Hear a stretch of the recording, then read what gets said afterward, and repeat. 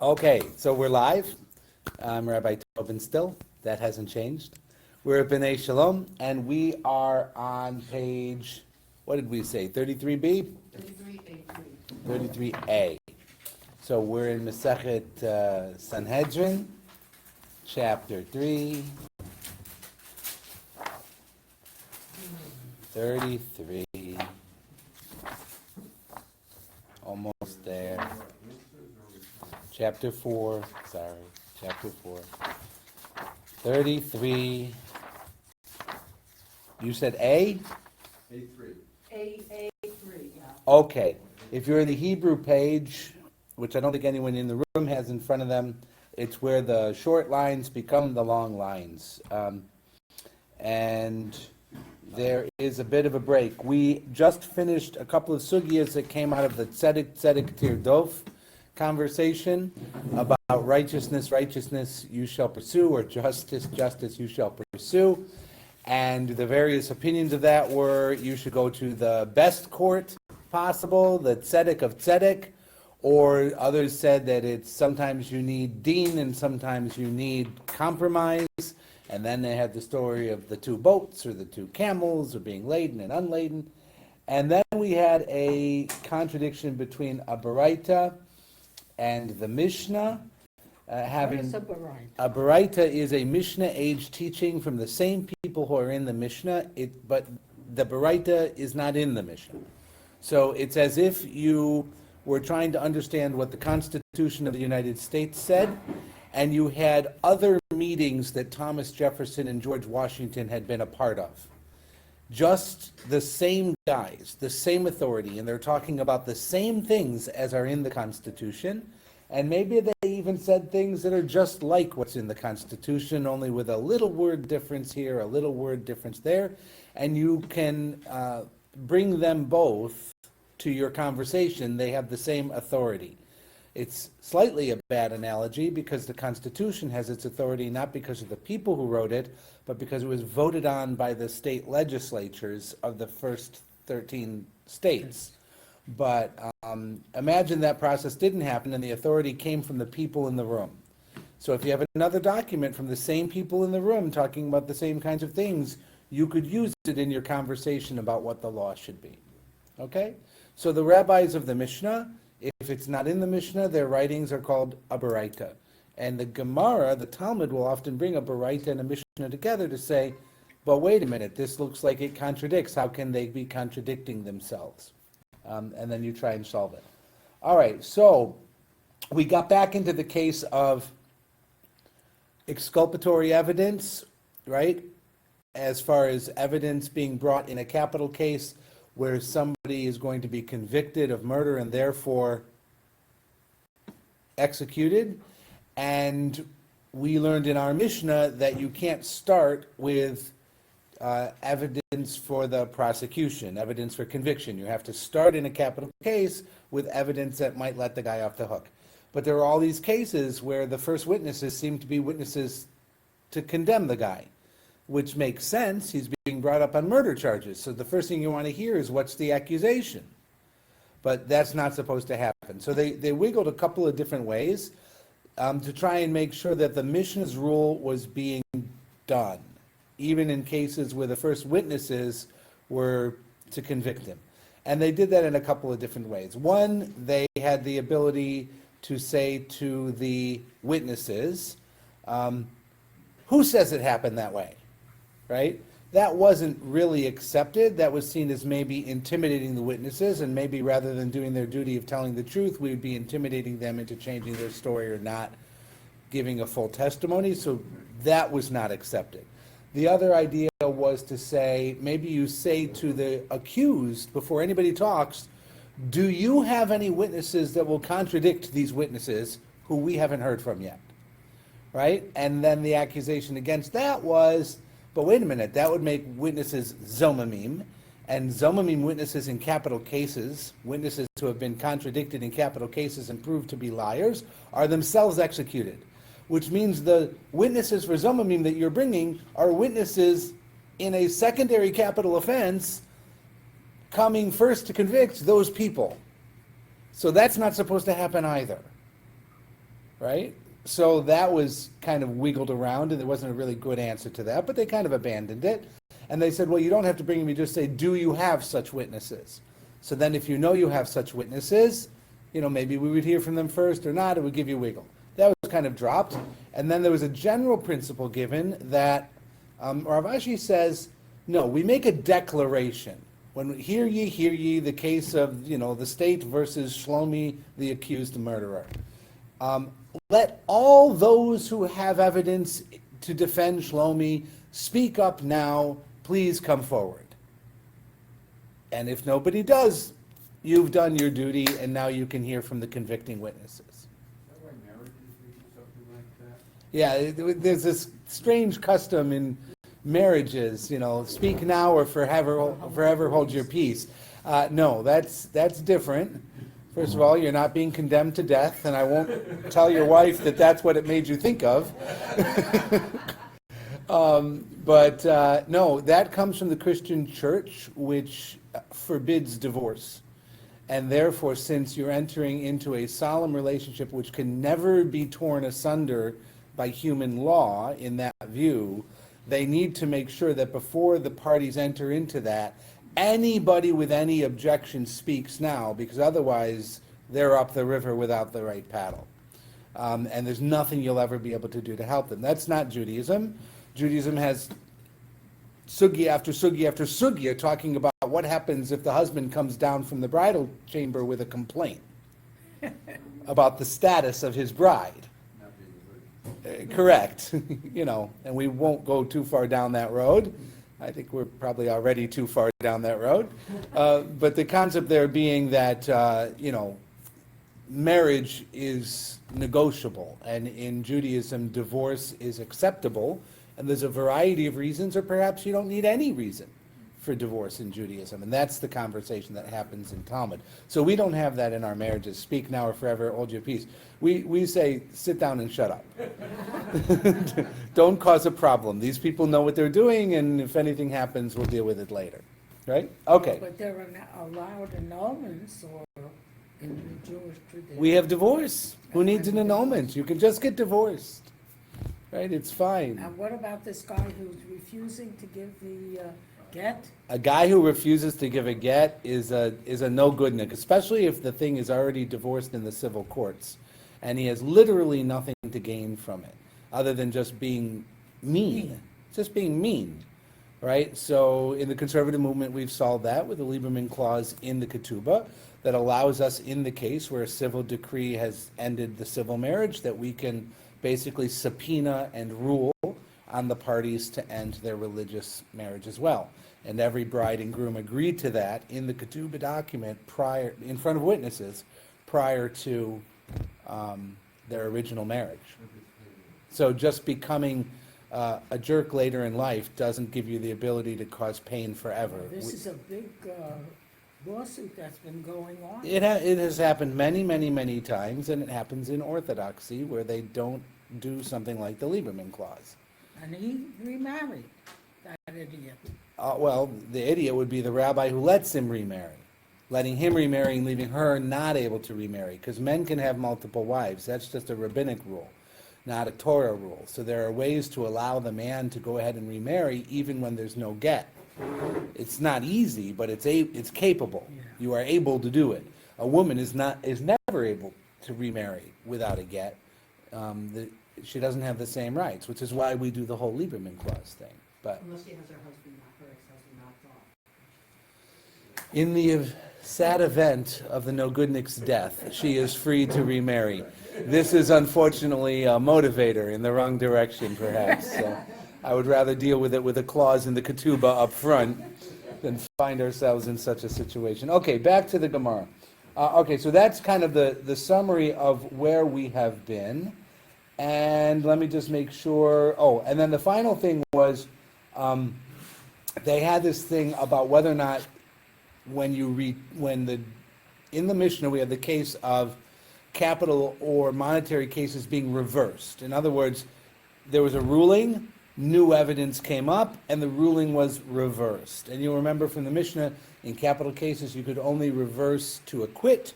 You could not reverse an acquittal to convict. But in monetary cases, you could reverse it in either direction, to the detriment of either party in the suit if new cases come up. But there was this remarkable little thing from a Baraita, from a Mishnah elsewhere, that says the judge has to pay the financial loss to the person who had won, whose verdict has now been reversed, right? Which would certainly make judges pay a lot of attention to what they're doing. But that was immediately reacted against by the rabbis, who are, of course, also judges, sitting on Batei Din going, no, wait a minute, hang on there, big fellow, just hang on. And so they go through when is it reversed and when does the judge pay. And they basically said the only verdict that you can reverse would be if the judge is a mumche, if he's an expert, and then an expert in that exact field, and that the mistake was a clear matter of halacha, not a matter of interpretation or opinion. So basically, all the non-experts and all the cases of interpretation and opinion, and all the cases where you're not an expert in that particular area of law, all of those get upheld always and forever. And then the mumche, in his own area of expertise, who did something completely against the clearly written Mishnah, which would seem to make him not much of a mumche, that case can be reversed, but a mumche doesn't have to pay the extra penalty for the lost money. So that also gets legislated almost entirely out of existence in the conversation that we've had in the last page. Okay? Just in case you were worried about the poor judges having to pay for their mistakes. That winds up being nothing. Okay, so at the 33a3, Rav Chisda Amar. The Gemara now returns to the original contradiction between the Mishnah and the Mishnah in Bechorot, and it's going to present a different solution. So everyone, we got that running start? Here we go. Good, because last week the running start took 45 minutes. All right, Rav Chisda Amar. Kan shenatal v'natan biyad. Here, the judge took it with his hand and gave it. Kan shelo natal v'natan biyad. Here, the judge did not take with his hand and give it.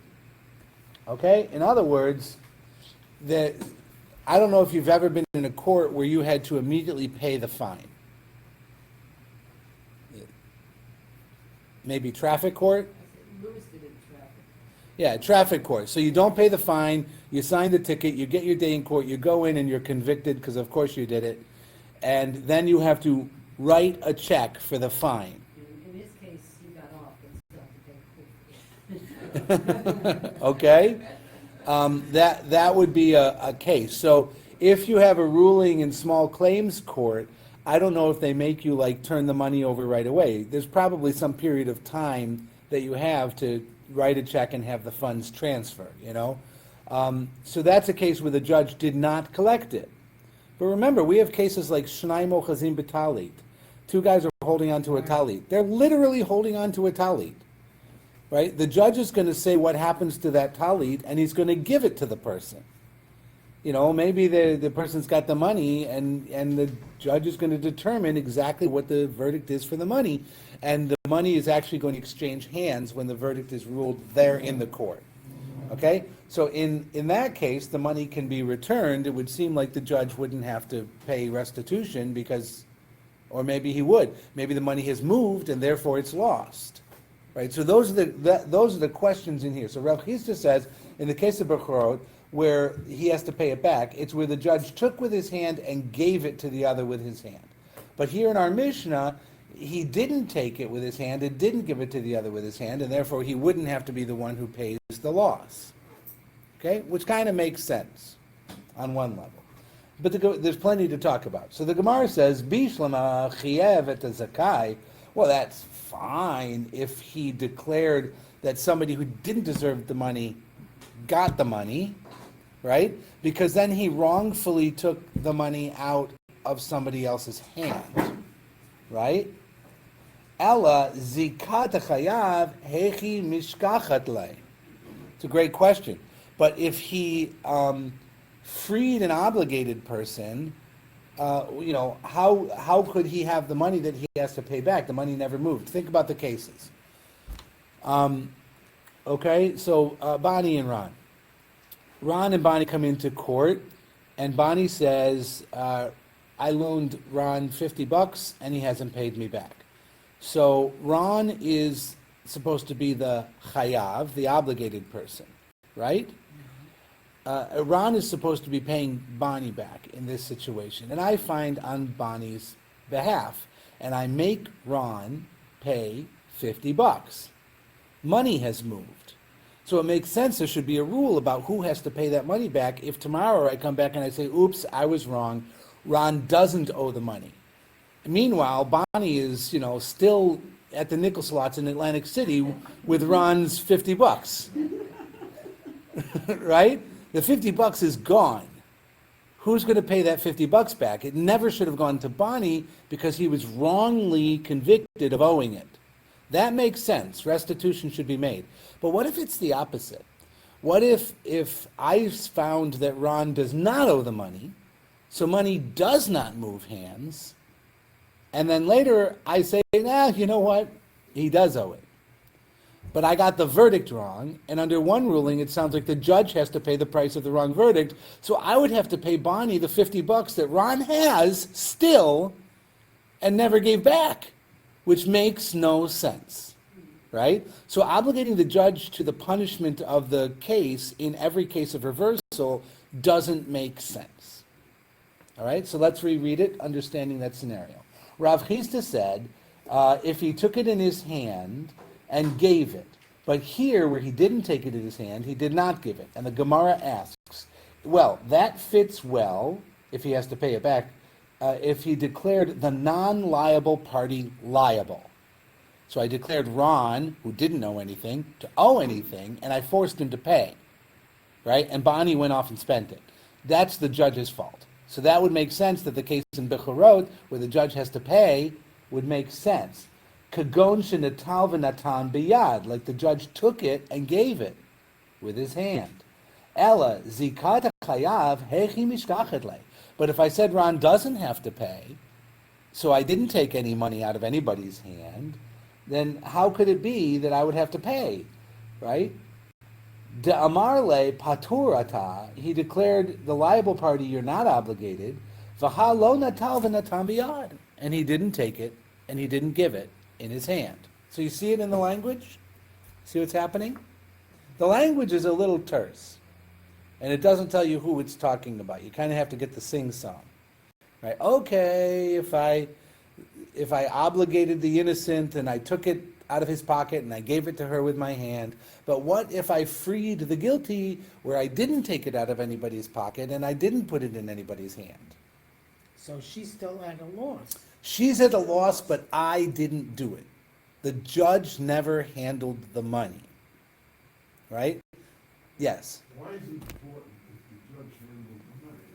Because I see Ron take the $50 out of his pocket and give it to Bonnie, but I didn't touch the $50. Isn't that the same thing as the judge? It's not, because in the case where Ron really owed her and I let him off the hook, I actually didn't have anything to do with the transfer of the funds. I'm talking prior. The initial ruling came down, Ron owes the $50. No, there's no initial ruling. Oh, The case is in front of the court for the first time. right. Ron is accused of owing $50. In fact, he does, but the judge gets it wrong. Right. Lets him off the hook. So the judge was never part of the movement of the money. No, but The money moved well before we got into court. after the decision is made, Yep. rather than Ron giving the $50 to the judge, and the judge gave the $50 to Bonnie, and Ron gave the $50 directly to Bonnie, isn't that the same thing as the judge taking the money and physically using it? You lost me in my own sugya. Why does the judge have to handle the He money? doesn't have to He physically. just has to make a decision, but he's saying, if he just makes a decision that I should pay directly Bonnie, rather than touching it, he made that decision. Okay, so I could rule in court you have to pay her, and I could say, Yeah. And you see Ron taking the $60 out of his So- pocket and handing it to her. So we have a But- witness. But the judge is not physically handing the money. all right, so the argument would be that this interpretation of the Mishnah in Bechorot would say if on the authority of the court he gave it over himself, it would seem like the judge is not on the hook if he's wrong, because he didn't take it in his hand. That's what this interpretation is saying.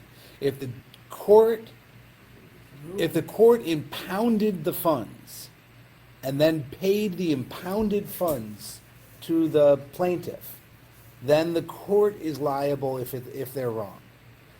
If the person gave it over on the threat of the court, that seems not to be covered here. I agree with you, the coercive power of the court is forcing that money either way. So I think that that's a great argument against the interpretation being offered, but on the first level, we're just understanding what's being offered. But I think you're right, the court is coercive in either way. It shouldn't make a difference, right? Is the translation accurate? Natal lakach biyado v'natan biyado. It with his hand. It says literally with his hand. And I don't think that's metaphorical, in the hand of the court. Right? It's with his hand, the judge. So the judge said, give me the $50. Here, take your $50. Right? In that case, the judge is liable. He's involved in the transaction. The other way, he didn't force money to move. The money moved, it's still his fault, but when we discover that Ron actually does owe Bonnie the money, it's the judge never took anything out of Bonnie's hand. Right? When I wrongly took the money out of Ron's hand, I was the one who took the money wrongly. Ron is the one trying to keep the money wrongly. That's not the judge. Right? My errant decision might have let him get away with it, but I never moved the money out of Bonnie's pocket. It was already gone before I ever met her. Right? What if they say, you have to pay it back in a week? You have to pay it back in a week? Witnesses come forward and say he doesn't owe the money. Okay, so I rule, so the question has been raised. Ron, this is important because you could be out $50. Ron, the question has been raised. Bonnie lent you, did she lend the money or not lend the money? He said he has to get Yes, back. okay. She lent you the money. Oh, no. She didn't lend you the money. She accused you of borrowing the money. You didn't, but I believed her, and I ruled against you, and I gave you a week to pay her back. On day 4, you bring witnesses to prove that you never borrowed the money. You actually won the money and she didn't want to admit it. She actually bet on the Giants in week 2. Week 1 we can understand, but week 2, what are you thinking? Okay, so whatever it was, So what happened? the money, so the judge would not be on the hook in that case since I never took money out of his hand. He got himself off the hook before he had to pay within the week, and so the judge wouldn't have to pay anything there. I'd be very grateful to Ron for bringing those witnesses. So maybe this is incentive for judges to give time for people to pay in these scenarios. Otherwise, I'm on the hook, right? I don't know about you, but I am immediately uncomfortable with this entire scenario because once the judge has a threat against him regarding his verdict, you have the possibility of unethical thinking on the part of the judge. I am at risk. I don't really know this way, that way. I think she's telling the truth, but if I'm wrong and I rule for her, I'm going to have to pay. But if I'm wrong and I rule for him, I won't have to pay. It's really 50-50. Maybe it's 55-45. I kind of think it's her, but that puts me in a position of risk. You know what? I'm going to rule for him. And if they can bring other witnesses to fix it later, at least it won't cost me anything. That's a horrible scenario. You don't want to judge under that kind of motivation or pressure. But aren't there 3 judges? Okay, so there are 3 judges. This is talking about one in the singular. That's why I'm speaking of it that Are way. they allowed to have one? No, not really, but sometimes they did. We saw that before as well, right? You have to have 3, but if you had 1 and it was this kind of a case, then So which It's one has effective. to pay? if there's 3, Yeah. presumably all 3. I mean, then you get into a position where what if it was 2-1 in the verdict, right? And the 2 were wrong and the 1 was right. Do you make the one who was on the Beit Din who was right pay? I mean, the whole scenario makes me very squeamish. This cannot be, which is why you saw a page of Gemara legislating it out of existence. It has to be a mumche who makes an idiot mistake. Right? Who would do that? Like you take the greatest law professor at Harvard and he gets something wrong from, contract law 101. Right? With clear precedent and clear law stated, and by the way, it's in the Constitution too. They legislate it completely out of existence with those various interpretations. And I think it's because they can't stomach it. Why is it in Bechorot? Well, you got to have a reason why it's in Bechorot. And so they're coming up with all these other scenarios. Oh, it's not really about that, it's about this. Okay, the Gemara returns to the original. So we did Rav Chisda, we did Bishlema, and now we move on. Kevan.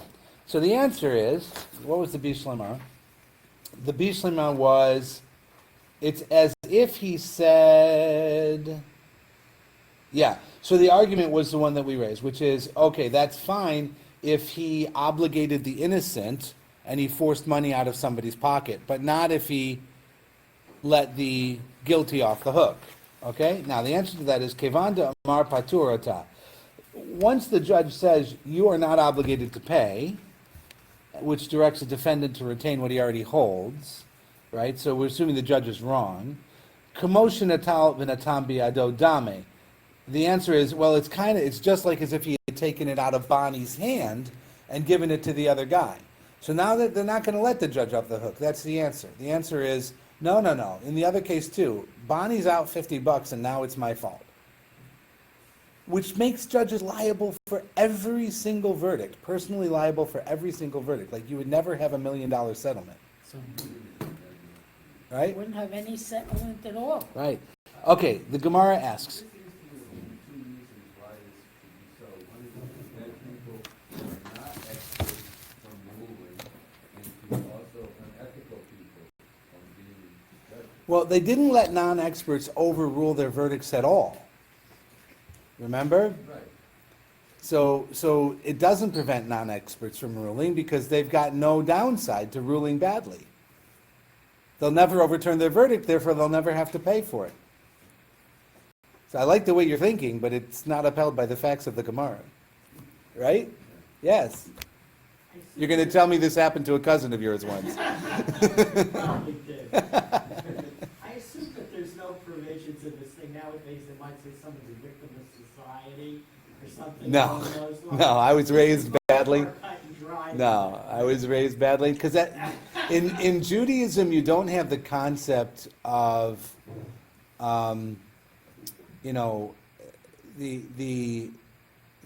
criminal effect of a dysfunctional society bearing some of the guilt for a person's behavior, or that it doesn't happen, and the reason that doesn't happen is because everybody has been given the Torah. So you can't say, I was taught by society differently, because God gave you the Torah.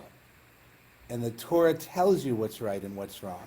And it doesn't matter if you had 75 listim, no goodniks, in your class in school, and they were the only people you ever knew. Because you have the Torah. It tells you what's right and what's wrong. You're obligated. So no, we don't have that. Yep. How long was this system in effect till they realized this is not a good way to proceed?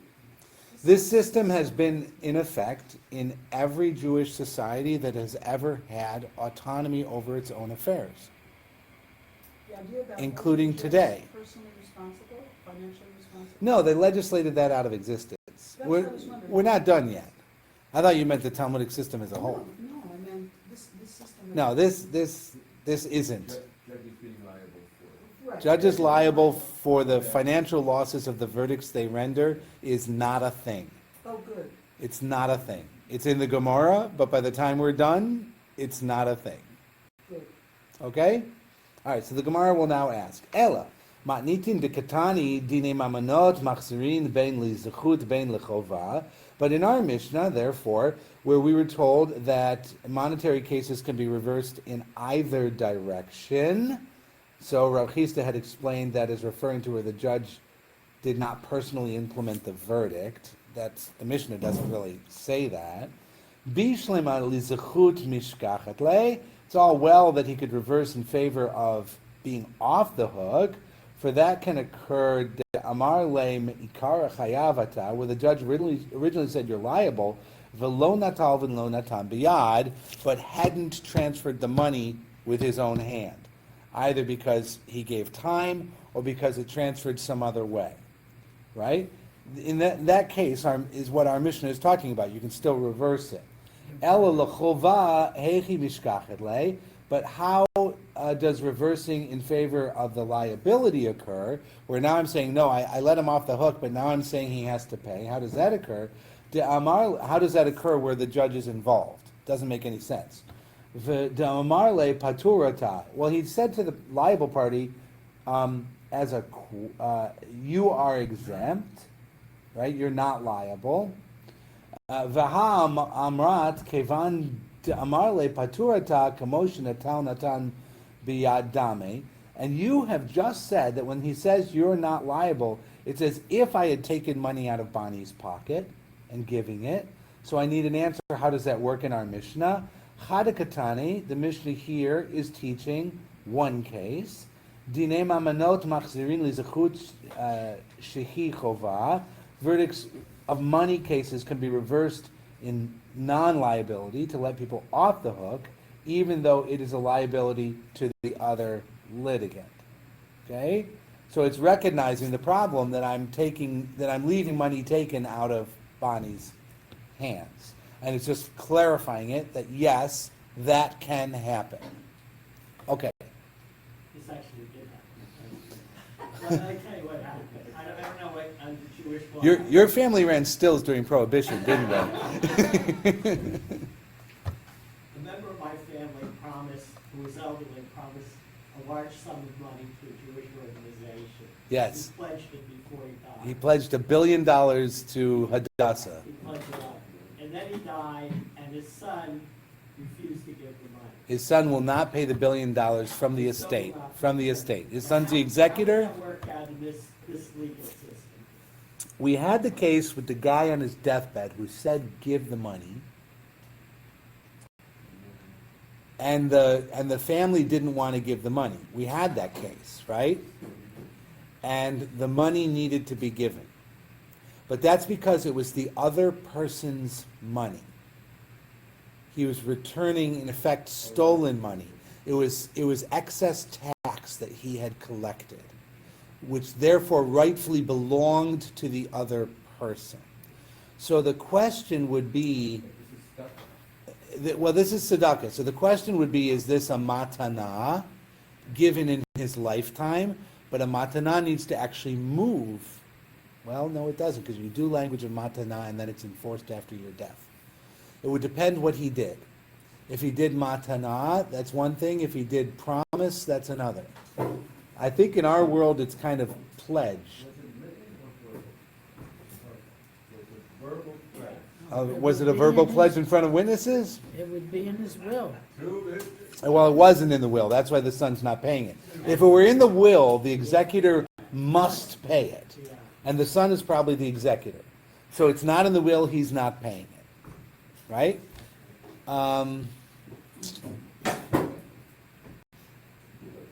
I think it would depend, in Jewish law, it would depend on the circumstances of the pledge.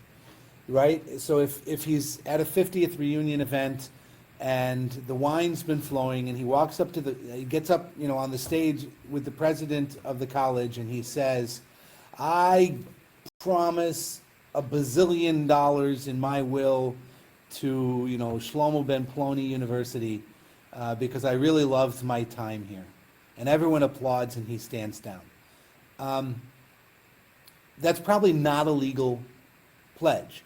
If he stood up on the dais with the president of the university and he called 2 witnesses forward and he said, I want you to be witnesses that I am promising $1 billion to the Shlomo Ben Ploni University, and by sign of which I am doing this kinyan with the cloth, with the president of the university, then it's his money, whether or not it's in the will. That would be his money. So the pledge would need to be done in a form of kinyan, not just words. When we get solicited in UJA, how binding is our? So a UJA pledge that if they call you up on the phone on Super Sunday and they say, Dr. Goldberg, we saw that you gave $57,000 last year. Thank you so much. We'd like you to give, we really don't need the money so much. We want you to only give 20 this year. I'm just making the most absurd scenario I can imagine. Anyways, will you give 20,000 this year? And you say, sure, absolutely. Send me a bill. And they send you a bill. And then they send you a second bill. And they send you a third bill. And to add the joke to it, you get shipwrecked and they find you and they send you a bill. Because if you're ever shipwrecked, if you owe the UJA, you will be rescued. So you pay the bill. All right? So, so it's just a pledge. You have a moral obligation to it. You do not have a legal obligation to it. However, if you were a volunteer on Super Sunday and they handed you your own pledge card and you checked off $20,000 and signed it and handed it to them, I would say Jewishly that's now a legal debt, especially if two people saw you do it or you handed it to two people who are unrepresenting the thing, because now you have actually done something in the form of a kinyan. You have made a legal action, a physically legal action that would bind you to that pledge, and now it's owed. A situation that was in the news was that, similar to this, exactly, but that couple received from, saw in their checking account that they had $120,000 more than they had about, $1,000. Right. You just see all of a sudden $120,000. Huge amount of money deposited into their They account. go out and they spend it. They buy a trailer, a sports car. They give some money to their friends. So they grab the money and run. They grab the money and run, and then all the bank now is going after them, and not only for the $150,000 I hear, they just want to hit them with all these other expenses. Felonies, yeah. What? I think felonies, There's yeah. felonies, Yeah. there's things, and it's like, Yeah, money wired into your account is legally different than money you find on your doorstep. If you found $120,000 in a bag on your doorstep, you can keep it. It has no other identifying markings on it of any kind, right? But money transferred into your account has identifying markings on it. The wire transfer has an account of origin, an account of destination, etc. And in Judaism, if you find money, you can only keep it if it's not arranged in a recognizable fashion.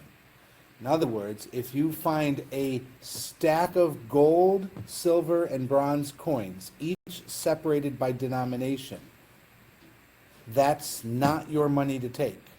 It has been arranged in a recognizable way. The presumption is somebody has left it there with some intent and purpose to come back. It's not hefker. It's not free money.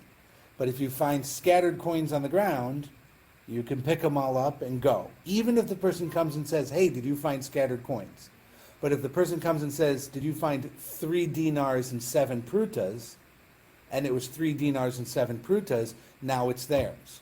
So the identifying characteristic of the money that has been abandoned in your control still keeps ownership for the owner. And I think a wire transfer qualifies.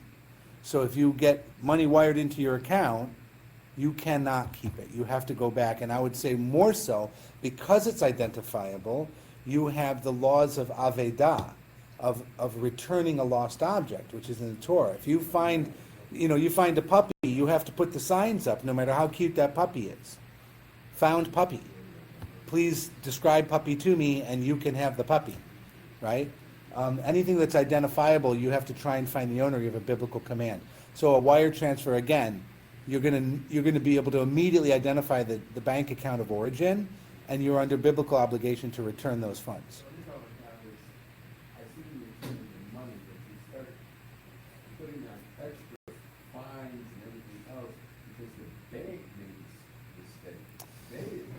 So if somebody leaves their engraved engagement ring on the table or on the front step of my house by mistake, it's in my property, it's in my chatzer, it's in my courtyard, but I can't acquire it because it's identifiable. And I take the diamond out and I melt the ring down and I get the cash. And then they come and they say, "Where's my ring? I have evidence that you had it." And I tell the truth, I did have it. I took it. Here's the money. Is that sufficient? Or do I owe the biblical extra fifth? Because I have the value of it versus the item. And I've destroyed the item. You shouldn't have taken it in the first place. It's not mine, and I had no legal right to it, and then I went and I did something with it. That would be, you know what the definition of theft is in the law? It's intent to permanently defraud or dispossess. That's the legal definition of theft. It's intent to permanently defraud or dispossess. Yep. I had a government check, which I know wasn't mine. He was addressed to me, and I said, "It's an error." And I said, "Well, I just leave it alone." 2 weeks later, I got another letter. You said you by mistake. Yep. Good for you. I returned the check. And you said, "Here's the check. I didn't do anything with it." You know, it's always a character test. I went to one of the Krausner's over here on Bloomfield in Verona the other day, Friday afternoon, to get my lottery tickets before Shabbos. Right? So I go in, I got a couple kids in the car, so they want a soda, they want a candy. It's a slightly complex transaction at the counter with a little bit of cacophony involved, right? My bill comes up to $32, and I give him $40.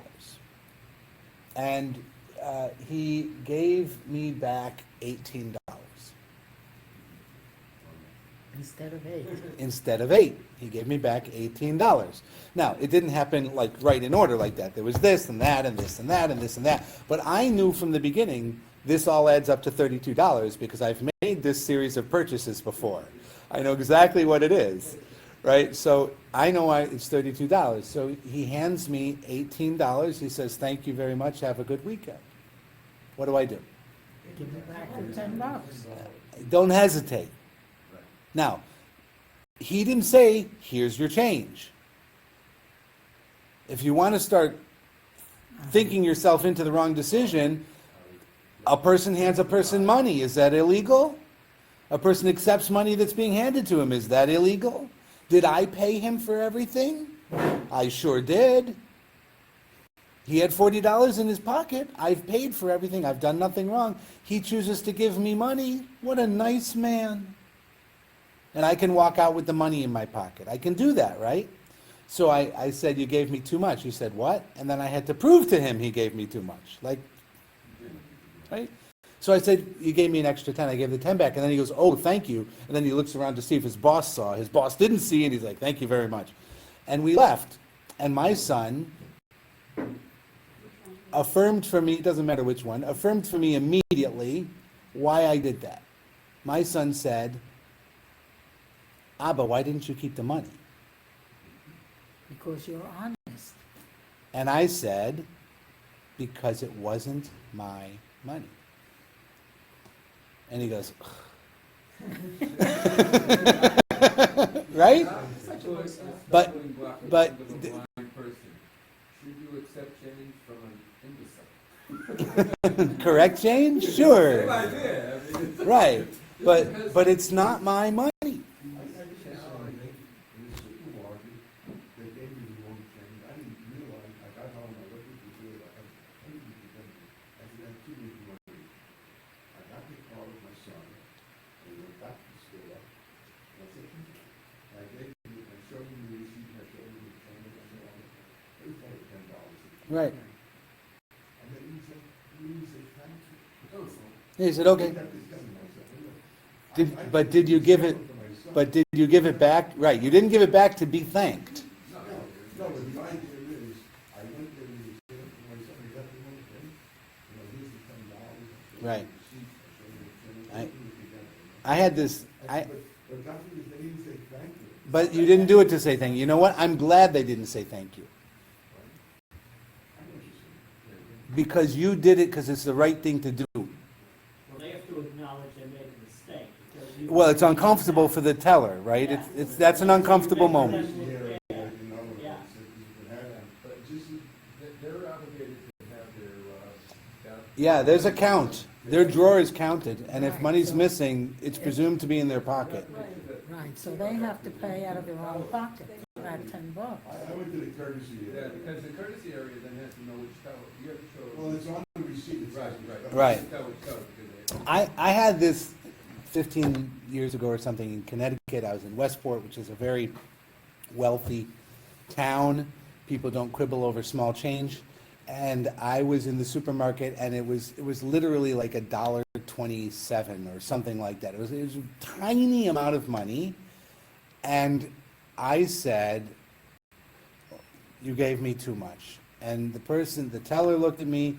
The people in line behind me rapidly got very upset, and it took 2 or 3 tries with the teller for me to get the teller to understand that I was trying to give her money back. That I wasn't saying, "Hey, you didn't give me the right change, please give me more." I was saying, "You didn't give me the right change, here, have the $1.27. And then they figured it out, and then they tried to argue with me a little bit, and they started looking through things and going through things, and finally they took the money and I left. And I got a nice sermon out of that one, because the sermon was really based on what of yours would you keep? What which is not yours would you keep? Right? Like if you knew you could get away with it and nobody would really be hurt, would you keep $100 million? What's your price? If I told you we could con the stock market and nobody would ever know, it's foolproof, and you can walk away with $100 million just once, would you do it? Yeah. And the question, and it's interesting because different people run opposite directions in this, right? There are some people like, well, no, because, oh my God, that's such a large, it's a theft, it's a da-da-da-da-da. But those people would keep the $1.27. Because you're like, it's $1.27, what are you doing, right? And if you look at it as the morality of the act, theft is theft. Taking something that's not yours is wrong. The Torah doesn't say, thou shalt not steal more than $25. The Torah says, thou shalt not steal. Period. Right? It's wrong to do it. Right? And then you get to the point where it's, it gets, there's like an old thing, I think it's cast as a Winston Churchill thing, where, you go to a fine, upstanding, moral woman and you say, will you sleep with me for $50? Will you sleep with me for $50 million? What kind of a woman do you think I am? Well, we've already established that, ma'am. We're just haggling over price. Right? So the punchline in that sermon was,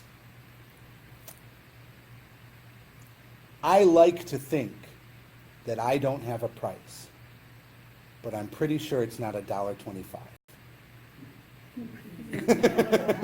That's ambiguous. Right? Well, because if I were in a position with generational changing wealth, I could build a foundation. I could help other people. I could pursue peace in the world. I could establish my family's safety in medical and education and I could B'nai Shalom would have an endowment to survive forever, right? What are the things that I could do? You start to talk yourself into it, right? And the Forbes 500 is full of people who have lived unethical lives because of the good they can do by being successful, right? it's real. Money corrupts. Lots of money really corrupts. Happens all the time. But the punchline was, I'm pretty sure my price is not $1.25. So, but from a Torah point of view, it's all the same. So going back to where you were, if it's his money, you have to give it. If it's pledged money without a legal means, some formal act, it's not a real pledge. But if it's genuinely obligated, then it needs to be paid, whether or not it's in the will. Unless the will says, I hereby nullify all prior pledges and promises, which you can do. You can gather witnesses together and you can annul all former promises that haven't yet come due. Right? Those are called conditional promises. So the conditional promise to the university would be upon my death. Well, that hasn't happened yet. So if the condition has not yet occurred, I can still annul that promise. Okay? Where are we? We just finished 33A4. Not quite, right? We didn't finish it. Okay. So where are we? Kevanda Amar Patur Ata, you're obligated.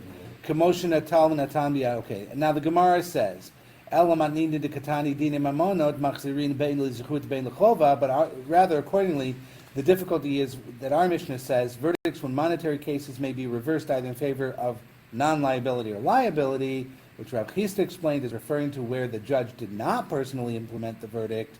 It's all well and good if you're reversing in favor of not having to pay, because that can occur. Because the judge might have originally said you are liable, where he didn't take it in his hand and give it to the other, therefore he may still reverse his verdict. But how does the case of reversing in favor of liability occur? Is it not where he originally declared to the liable party you are not liable? But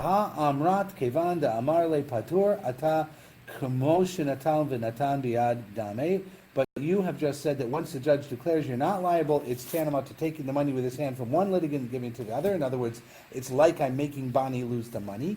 Why then does the Mishnah allow the judge to reverse even in that case? And the answer is, Chada Katani, the Mishnah here is really teaching the one case where Dine Mamot Machzirin Lizachut Shehi Chova, verdicts in monetary cases may be reversed in favor of non-liability, even though it is a liability to the other litigant. So in other words, yeah, I hear you're thinking, but I'm not accepting it. Right? I'm not really taking it out of Bani's hands. The Gemara objects to this understanding and says the chavate gabe nefashot. Similarly, the Mishnah says regarding capital cases, machzirin lizachut, you can reverse in favor of acquittal, ve'ein machzirin l'chova, but not to convict. And so you have to interpret this way. Machzirin li zechut, capital cases may be reversed in favor of acquittal, would mean zechut geredita. The new verdict is pure acquittal, containing no disadvantage for anyone. Ve'ein machzirin l'chova, but they are not reversed in favor of conviction, meaning li zechut shehi chova, favor of an acquittal that is a liability for someone else. Okay, so what's just been raised there is this concept of, can I reverse? It says I can only reverse for acquittal. So I convicted you of a capital case, you're going to be executed, new witnesses come, and now I have acquittal. But the witnesses also obligate somebody to something. And the Mishnah says you can't reverse a capital case for obligation. So maybe it's not murder, it's manslaughter. The witnesses come and show he didn't mean to kill him. But now he's going to be obligated to go to a city of refuge or pay a fine or get flogged or something. And that's a form of chovah. And the Mishnah says you cannot reverse for a chovah. Now we understood that to mean a chovah for death. But now it's saying it could be any chovah, or even a chovah to a third party, which would be normal in a capital case because they might come and testify that this guy did it.